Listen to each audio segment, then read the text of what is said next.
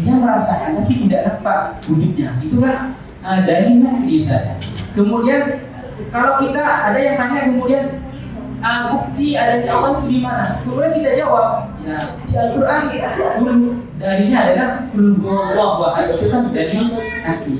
Maka bagaimana kita menempatkan posisi dalil itu kepada lawan bicara kita? Yang mungkin hanya itu pertanyaan saya. Dari siapa dulu nih?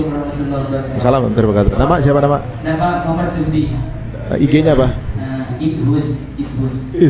Jomblo juga kayaknya. Jomblo. Itu dia pertanyaannya. Kita menempatkan apa dulu gitu. Yeah. Tapi tergantung lawan bicara seperti apa. Tapi guys, ini pertanyaan terakhir guys. Ini terakhir banget. Kita akan lanjutkan lagi. Kalau masih merasa haus akan penjelasannya terus saya di kolom komen ya. Siapa tahu kita bisa live-nya di tempat kalian ya. Oke. Mau silakan Sat. Jadi begini, memang kita perlu memperhatikan kata ungkapan yang populer, khotibun nas ala qadri uqulihim. Bicaralah dengan manusia sesuai dengan kadar intelijensinya. Ya sama orang awam kita harus dengan penjelasan orang awam. Kadang-kadang Mas, nih saya kalau ngejelasin di forum ini dengan penjelasan ala filsuf, ala para teolog yang asli, saya yakin ini pada mumet semuanya. Gak usah mereka. Saya aja ya kan. Saya makanya kita harus berusaha untuk menyederhanakan argumen-argumen yang terpapar di kitab-kitab mereka itu. Kalau Anda berdialog dengan orang yang gak percaya kitab suci, gak percaya dengan Quran, gak percaya dengan hadis, seperti yang pernah saya bilang, satu-satunya senjata, dua tanda petik, yang bisa kita gunakan, karena itu semen perekat antara kita dengan dia, adalah akal sehat. Hukum-hukum akal yang bersifat pasti. Saya tadi bilang tuh, orang ateis, orang muslim perlu bukti nggak sih kalau setiap akibat itu ada sebabnya? Nggak perlu bukti itu mah. Itu semen perekat antara. Makanya kalau kita membuktikan keberadaan Tuhan kepada orang yang nggak percaya kepada kitab suci, caranya begitu dengan sehat. Oke, Anda percaya kan setiap akibat ada sebab? Alam ini bagaimana? Ada sebabnya atau tidak? Oh, ada sebabnya, tapi bukan Tuhan. Terus saja diikutin nama dia. Terus saja kita ikutin. Dengan rasio itu ya, pada akhirnya akan saya pada kesimpulan, enggak, alam itu ada yang mengadakan. Dan dia tidak diadakan oleh yang lain. Itulah kita sebut sebagai Tuhan. Dia punya sifat kuasa karena dia mengatur alam semesta. Masa enggak kuasa? Dia mau mengetahui dan rasio yang bermain. Ketika berhadapan dengan orang yang tidak mempercayai teks suci.